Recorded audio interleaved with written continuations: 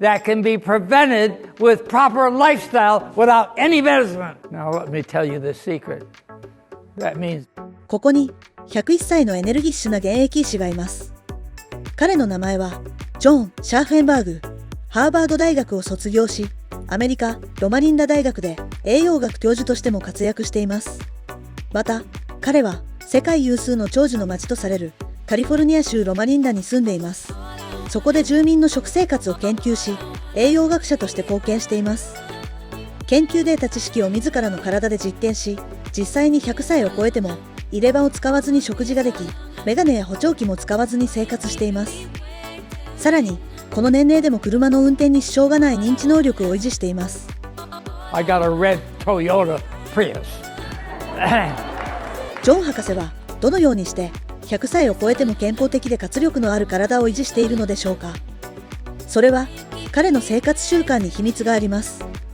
We just have to avoid 7 lifestyle risk factors. We can lower heart attack risk 80%, the first stroke risk 80%, diabetes risk 88% by lifestyle without any pills. No medicine. It's taken 100 years for all of this to happen. 今回は博士が一生をかけて導き出した長寿と健康のために最も重要な7つのリスクについて紹介。また、彼が医師として提唱する医者に頼らない健康法についてもお伝えします。若返り健康生活 TV、リーフィラボです。7つの生活習慣リスク。ここでは、ジョン博士が強調する長寿と健康を維持するための7つの生活習慣リスクについてお話しします。動画を見ながら、7つのリスクの中に自分に該当するものがあるかどうかチェックしてみてください。喫煙。Number 1 is tobacco. We've known that for a long time now. 1964 Surgeon General's report. Everybody knows not to smoke. 喫煙が健康に悪影響を及ぼすことを裏付けるかのように、ある病気の患者には喫煙者が少ないという報告もあります。But did you know that some people, like people with Alzheimer's disease, they have less smokers? Because they don't get old enough to die from Alzheimer's disease. You know, they'd already died before they get Alzheimer's, so they don't get Alzheimer's. 飲酒。次に避けるべきリスクはアルコールです。皆さんは安全な飲酒量がどのくらいかご存知ですか？博士は世界195カ国を対象にした大規模な飲酒量に関する研究についても語っています。But alcohol is another risk factor. Women should know about this particularly because it has to do with breast cancer, alcohol. Now, we used to say 2 drinks a day for men, 1 for women was probably safe. But Max Griswold, a doctor at the University of Washington, did a big study, the biggest ever done, on 195 countries around the world. He's a social drinker. He wanted to know how much is safe to drink. He got the answer. 0. Any little bit of alcohol you take increases your risk of dying from something. 運動不足。The next one is inactivity. Lack of exercise. We need to exercise every day. That's very important. I have outlived my 2 brothers, 13, 14 years, 17 years. They're already passed away. And every year that's going to increase another year. And I'm not going to die next year. So it's going to keep going up. But exercise is extremely important. 博士は、たとえ肥満や病気、疾患があったとしても、毎日運動をすれば、健康な人よりも長生きする可能性があると語っています。Even though you are obese, if you exercise every day, you will live longer than the woman who's normal weight who doesn't exercise. A man who smokes, has hypertension, has high blood cholesterol, but if he exercises every day, he will outlive the man who doesn't have any of those problems, who doesn't exercise. To be lean is good only if you exercise. Otherwise, it has no advantage. また博士は、運動が特に重要になる年齢があり、その時期には積極的に体を動かすべきだと語っています。Now, you should know the age at which it's most important. It's during midlife, 40 to 70 years of life. That's when you should exercise. That's when people get more money to relax and do less exercise and eat more. They need to turn it around. Exercise more as they get older and eat less as they get older. Okay? 肥満。The next risk factor, overweight. We need to figure out why people are getting so fat. We have a new idea. They're addicted. And some are psychologically affected. They crave something psychologically. Other people, they have a real addiction because they're making opiates in the body. ストレスを感じたり、気分が落ち込んだ時につい食べ過ぎてしまったり、特定のお菓子や飲み物を習慣的にとってしまうことは誰にでもあるかもしれません。しかし、こうした行動が肥満の原因となることもあるため、注意が必要です。このチャンネルでも紹介した日野原茂明先生も40代の体重を生涯維持できれば長寿を手に入れられると語っています。彼は長寿の医師として知られており、105歳まで現役医師として活躍しました。肉と砂糖。The next big risk factor was a problem with too much meat and too much sugar. Now sugar, for the first time, we've discovered, increases heart attack risk.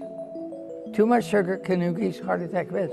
I remember that Mr. Fishbeck from Redlands, he went through my program, his cholesterol and triglycerides were sky high. It took me a long time to find out his problem. He wasn't overweight, he wasn't eating a lot of meat. What was his problem? I hit the right question. Do you like ice cream? Oh yes, I like ice cream. I said, then you mean sometimes after your meal, you have a dish of ice cream? Well, it's not quite like that. Well, how is it? It's before I go to bed at night. Now, the usual bowl isn't big enough. I go out to the kitchen and get a mixing bowl.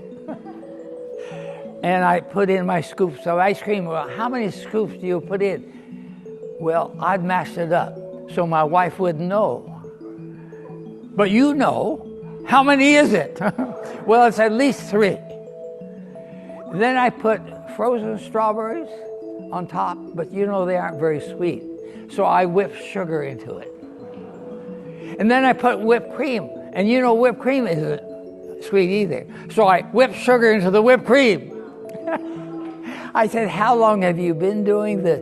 Every night for the last 6 months. No wonder he was having high cholesterol, high triglycerides. Okay? So sugar. But now the question of cutting down on meat, that irritated the American public. They didn't like that. They liked their meat. So what we're going to do about that, the Heart Association changed the recommendation. Eat more fruits and vegetables. But really they meant eat less meat. But it didn't say it. So they had another recommendation. Don't eat more than 5 to 6% of your calories as saturated fat. Now let me tell you the secret. That means vegetarian diet. But they didn't use any bad words, vegetarian or meat. They didn't talk about it. Just saturated fat. Cut down your saturated fat. That's the animal fat. The dairy fat, if you're going to use milk, make sure it's non-fat or 1% fat only. That's the standard Heart Association recommendation. So get rid of the pork fat, the lard, and that sort of thing. See, animal fat is a big problem. 高血圧とコレステロール。Now they added to this hypertension, high blood pressure, and high cholesterol. 最初の5つであるタバコ、アルコール、運動不足、肥満、肉と砂糖の過剰摂取を改善することで高血圧と高コレステロールも予防することができるそうです。But the first 5, if you do those, they keep you from having high blood pressure and high cholesterol. We could lower heart attack risk 80%, the first stroke risk 80%, diabetes risk 88% by lifestyle without any pills. No medicine. Now, it's not just me talking. The World Health Organization agrees to this. The American Heart Association promotes it.